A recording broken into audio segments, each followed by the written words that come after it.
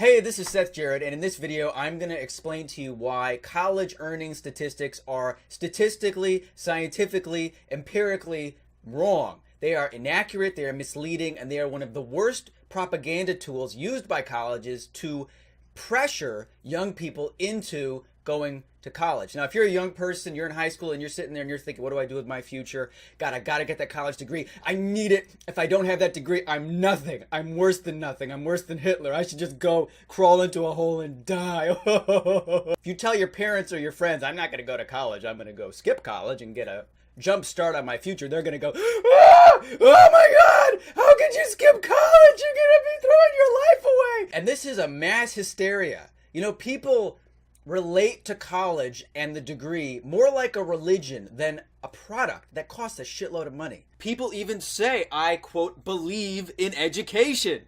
You shouldn't have to believe in it. It either works or it doesn't, and currently it is not. So instead of looking at blind belief, let's talk about some numbers. Now, this is a graph put together by the United States Census Bureau that appears to demonstrate the value of a college degree. So the more degrees you get, the more money you're going to make, right? No, this is not what we would call a scientifically or statistically accurate graph. And I'm going to show you why. Let's look at another graph, which is going to chart the number of people who drowned by falling into a pool correlated with films Nicolas Cage appeared in.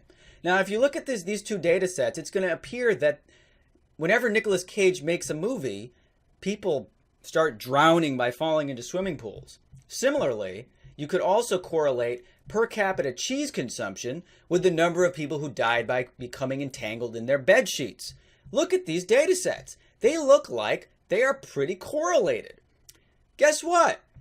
It's not true. That's why this is a humor website.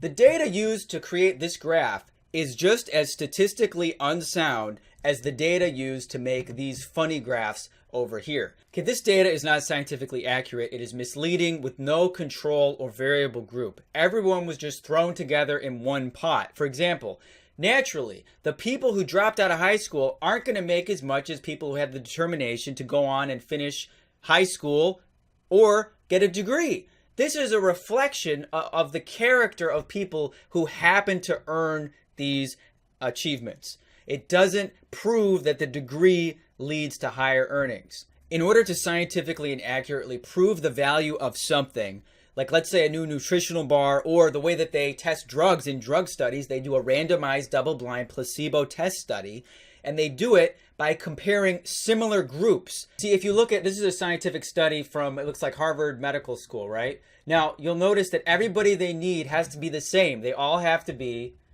healthy, non-smokers, not on any medication, between the ages of 18 to 35. So everybody in the study has to be almost the same as far as their health habits and their age and the fact that they don't smoke. But what happens with these statistics about a college degree, it's kind of like you had to study for our nutrition bar and you put an overweight, out of shape person and an in shape person in the same study. They shouldn't statistically be in the same study. It screws it up. So the out of shape person in this case, let's say they're going to choose to eat fries and cookies and pizza and junk food, and the person who's in shape is going to choose the power bar. Now the in shape person is going to outperform the out of shape person, obviously. But is that because of the fucking power bar? No! Did the power bar make this person a great athlete? No! That's called selection bias, and it's not accounted for in any of these data about college earnings. A proper study would have two in-shape people given different foods, and now you can see if the food makes the difference. So when the more driven, smarter person happens to choose college because they have a higher aptitude and they're biased to college, are his eventual statistically higher earnings because of college? No! This type of person is clearly inclined to higher earnings in the long term. And more importantly, many successful college kids would have been successful whether they went to college or not. You could take the pool of college-bound students and you could lock them in a closet for 4 years and they're going to earn more money. Because those are the kids who already tend to be harder working, more persistent, and smarter. In a culture where everyone is pressured to go to college, 70% of students do go to college. Do earning stats reflect the value of the degree, or how unexceptional the 30% who don't go are. I don't mean to rag on the 30%. It's the culture we grow up in. Now look at the parents. A parent who's really biased towards college. He hasn't examined current job marketing statistics. Beliefs about college are based on experience they had in the 70s and the 80s. Parents cry if their kid doesn't go to college, thinking, oh, my son's a loser, he's going to end up in a dumpster. Now, the person with the higher aptitude, if they go on and skip college, which is not the norm these days, because everybody's told they have to go to college. If they skip college, parents think that their kid is suddenly going to become unexceptional without any aptitude. Parents and teachers continue to perpetuate this fantasy that college leads to a life of luxury.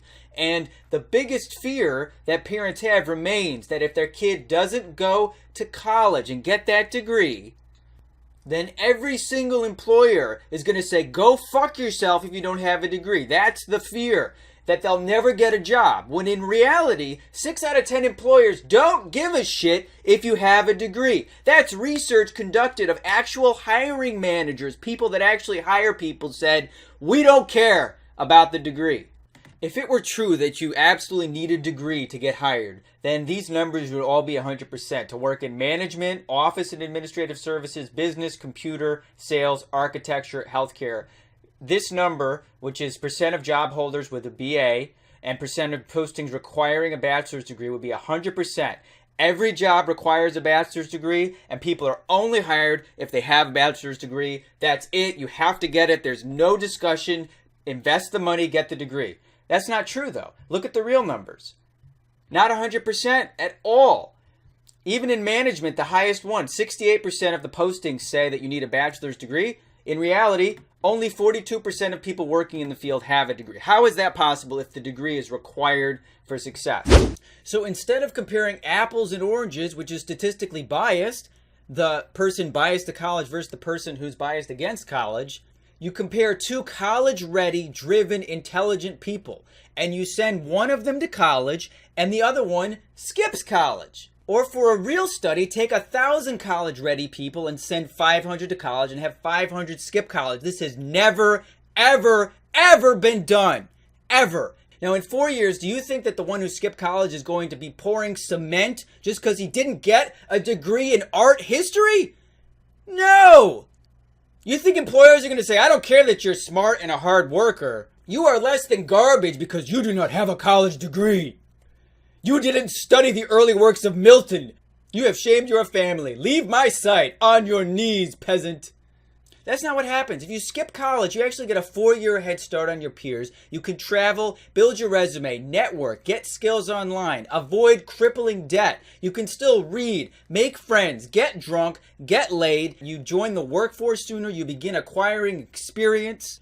Now, when people think of high school graduates, this is what they think of. They think of high school only grads who are more inclined towards like labor jobs with low aptitude and not as sophisticated or as driven. Again, I don't mean to judge these people, it's just how it is. But when a gifted high school grad skips college, they demonstrate drive to employers. They aren't suddenly forced into low-paying manual jobs just because they didn't get a philosophy degree. On the flip side, because everybody's now pressured to go to college, people who really shouldn't go are going, and then they come out working at jobs that don't require a degree.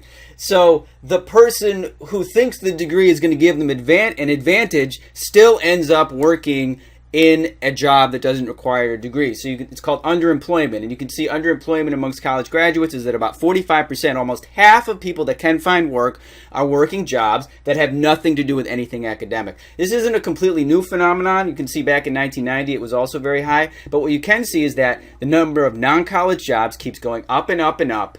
Even as the cost of college goes up, the pressure to college goes up. It's not like the number of college-related jobs is going up as well. You can see here by major, the chances of underemployment is 44.6% overall, but by major, it varies. Criminal justice, performing arts, leisure and hospitality, even business management, fine arts, and history are all well over the average. 50-60% chance of working at a job that has nothing to do with what you studied in school. And this is why you have situations like this. Did you go to college? Yeah, When did you graduate? 2006. What was your major? History, English. And now you're driving a bike? Yep, What was your major? it was robotics. When did you graduate? I graduated in 2003. And what are you doing now? I'm working for a strip club. Did you happen to go to college? Yeah. What did you major in? Business. Communications. Radiology. Graphic design. Business management. Psychology. Science. Did you go to college? Yes. And what did you major in? Business administration. General studies. Economics. What did you major in? Business. Criminal justice. Culinary. Asian studies. So take a breath, look at the facts, look at the statistics, look at the numbers, and look at this like the biggest purchase you're ever going to make in your young life. This is as big as buying a house. So before you buy the house, don't you want to check out the neighborhood and the plumbing and everything like that? Do a real thorough inspection. Don't just buy the house because all your friends are buying houses or because your teacher say you should buy a house. I'll just buy the first house that I see or the first house that accepts my offer. No, this is a big investment. It's very serious. Don't take it lightly. Look at the statistics. Take a deep breath and remember, you don't need a degree to be a worthwhile human being who has an amazing life and freedom and is financially successful. And in future videos, I'm going to show you examples of people who don't have a degree or people like myself who do have a degree and are speaking out and telling young people it's a waste of time and money that you don't need to be a happy person. So I hope this has been helpful. This is Seth Jared. I'll next time I feel like I want to scream and yell into the internet, I will record another one of these videos. Thank you.